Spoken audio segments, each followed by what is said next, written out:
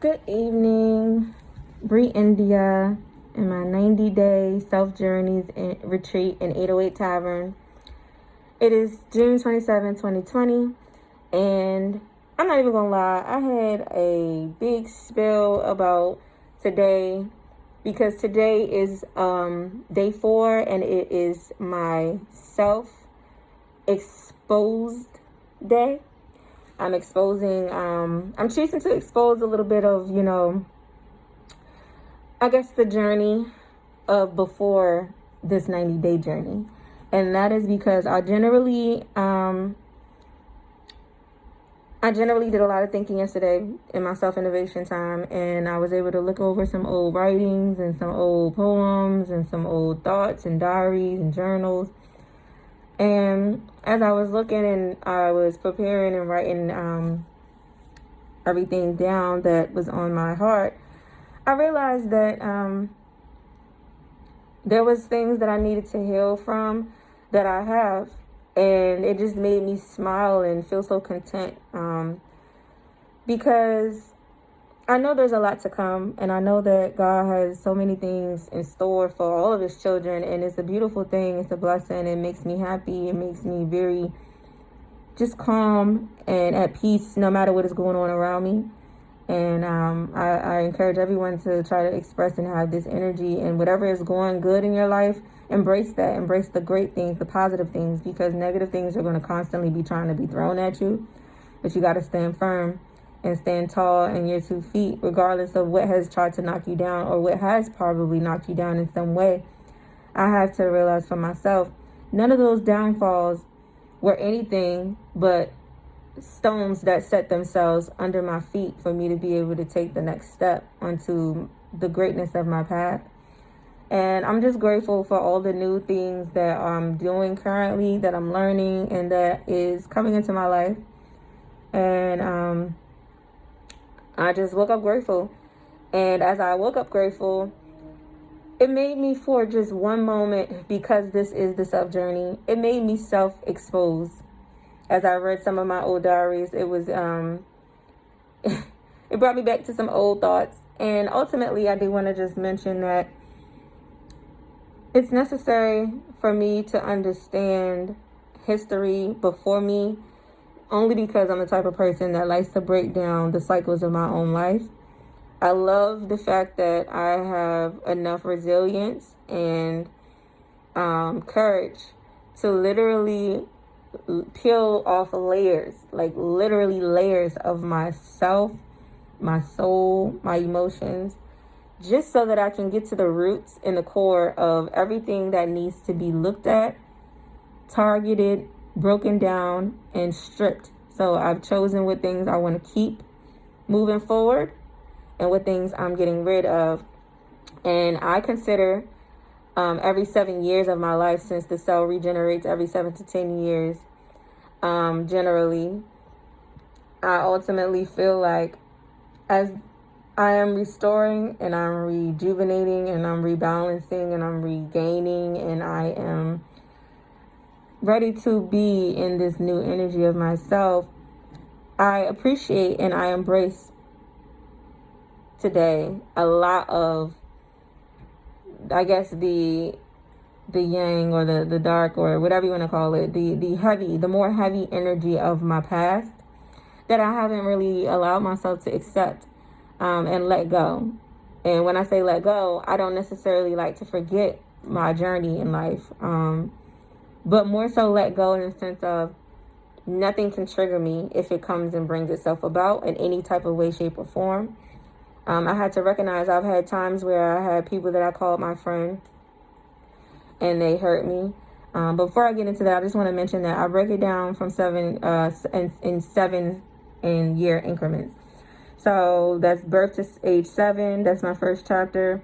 8 years old to age 14. That was my second chapter. And 15 to 21 was chapter 3. I feel as though that was probably the biggest and most valid chapter ever. And then age 22 to 28. And that is to include the year of the age. So I have one more year of my chapter 4 to embark on. And while I am in this part of chapter 4, I am so grateful that I was able to catch a lot of the things that I needed to evaluate about my spirit, about my heart, about just everything about myself. And I'm grateful to be ambitiously driven to complete certain things that I desire to complete within this chapter. And they're going to be done within the timing that God has for me. And all I can say is it's love to be favored. It's love to have God in your life and in your heart, no matter what you do. Only thing with me is I got into wanting to strip my ego. So ultimately, I learned in this last year that I chose to just take as a gap year, as well as take as time to mature myself, allow myself to see what I actually desire from a partner, and set my standards, set requirements for myself so that I can not just settle for anything.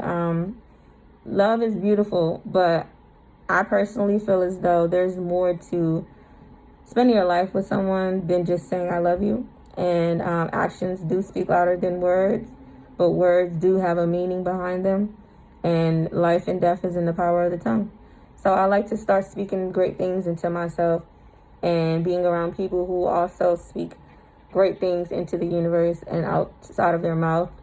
And if you do have stories and songs and things where you have some negative energy, which I've written a few myself, that's okay, because only you know what you've been through and how you got through it. And you can speak on whatever you have to speak on about your journey, because it's yours. Whether you just say it, you just put in a poem, you sing.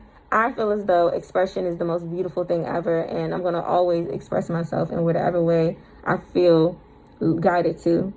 And I'm just thankful for every opportunity that may present itself to me, and whatever things I'm not going to allow myself to be weakened and not striving for. I'm going to continue to strive for excellence, and that is the goal. So I have a few things that I definitely learned in my first chapter that were burdensome. I'm going to sit here and I'm not going to necessarily give you butterflies and, rainbows. Ultimately, I'm going to cut it straight and dry. And then someday maybe you can, know the deeply rooted truths about each of my chapters. But we all have chapters, and they're my layers becoming. And every chapter just makes you great and great. I don't judge life by the age, although I know there are things that are very wrong in my eyes. I cannot tell another person what to do with me or with themselves. But I feel as though I can definitely protect myself and learn how to know what to allow and what not to allow in my life anymore. And that's a great thing. So starting with my chapter 1, just cut and dry, I was molested by a woman. It was like we played toys, and, it ended up being a toy that was used to enforce that type of uncomfortable situation. As a child, you don't really have that option. And this is the only reason I disagree with, of course, any form of predator activity when it comes to preying on little girls or little boys when you are an adult. I feel as though you know better. And that's just simply that. An adult knows better. A child doesn't unless they're taught. So as an adult becomes an adult, they're in the world. They should be in the world enough to learn right from wrong and what should and should not be done.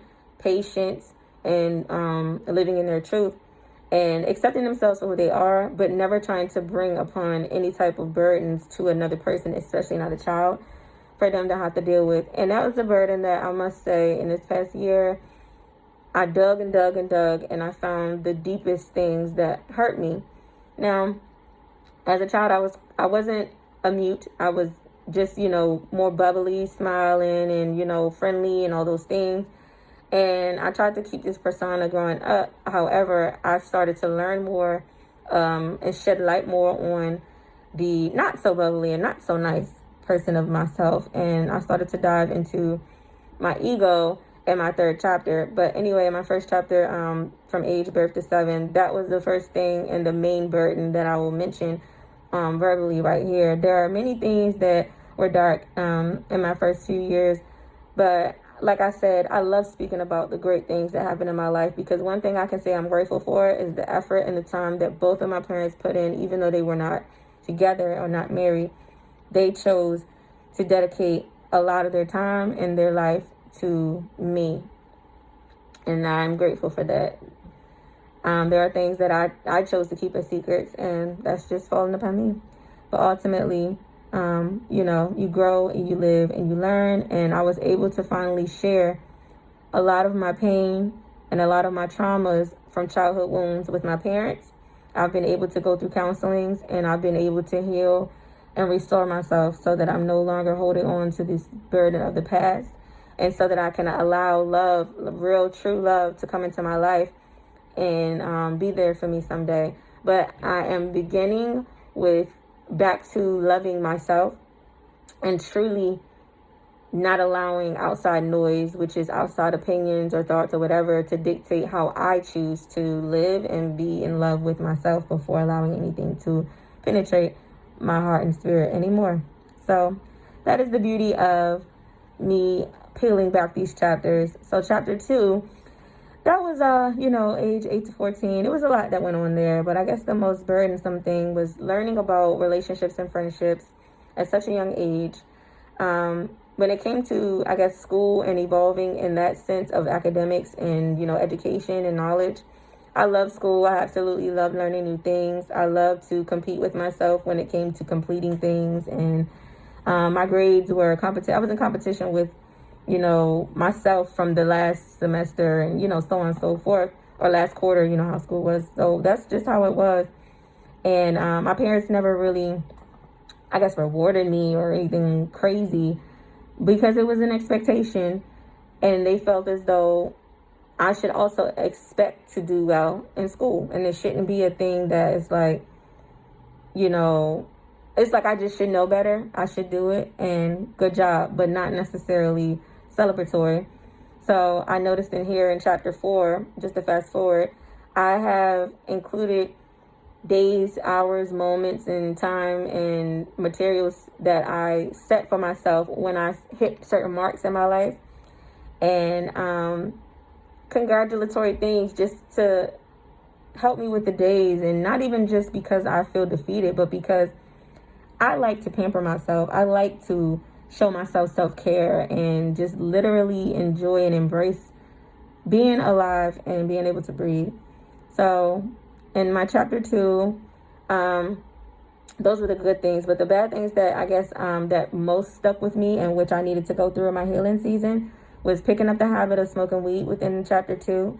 And that turned into like a cycle of stopping and going throughout my past 4 chapters.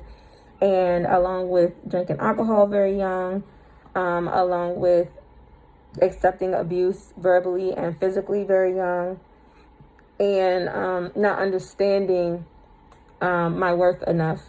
So I allowed a lot of people to come into my energy because I was constantly seeking love outside of my body and not allowing myself to accept my pain and accept my situation so that I could get through my days as a child. It was different, but now that I'm an adult, I take pain differently. I take betrayal differently, and I respond differently to a lot of things, simply because I've already learned how to heal from things on my own. So I don't waste too much time once I recognize that something of deceit or betrayal or, loyalty is broken with me, because I understand people in a way where I understand that nobody is perfect, and we all either make mistakes or even do things on purpose. Sometimes we do things out of jealousy, envy, hate, or just self-sabotage or anything like that.